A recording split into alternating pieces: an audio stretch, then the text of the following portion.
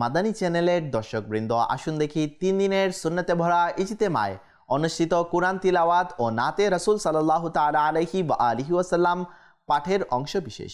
ইন্না ফাতাহনা লাকা ফাতহাম মুবিনা রব্বানা ইয়া রব্বানা রব্বানা ইয়া রব্বানা তুমি খালিক জলস্তলে ইয়া আল্লাহু ইয়া আল্লাহ তুমি খালিক জলস্তলে ইয়া আল্লাহু ইয়া আল্লাহ।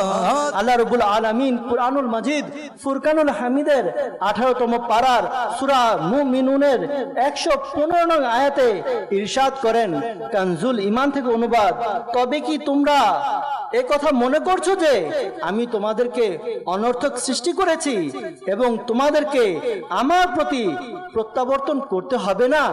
প্রিয় ইসলামী ভাইরা, এই যে আয়াতে মুবারাকা, এই আয়াতে মুবারাকার ব্যাখ্যায় তাফসিরে খাজানুল ইরফানে রয়েছে, তোমাদের কি পরকালে কর্মফলের জন্য উঠানো হবে না, বরং তোমাদেরকে ইবাদতের জন্যই সৃষ্টি করা হয়েছে এবং তোমাদের উপর ইবাদত আবশ্যক করা হয়েছে।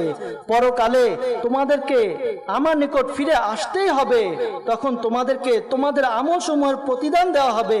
প্রিয় ইসলামী ভাইরা, আল্লাহ তাআলা জীবন এবং মৃত্যুর রহস্য এটা বর্ণনা করে আল্লাহ তাআলা কুরআনুল মাজিদ ফুরকানুল হামিদের 29তম পারা সূরা মুলক আয়াত নাম্বার 2 এর মধ্যে ইরশাদ ফরমান, বিসমিল্লাহির রহমানির রহিম, আল্লাযী খলাকাল মাউতা ওয়াল হায়াতা লিয়াবলুয়াকুম আইয়ুকুম আহসানু আমালা।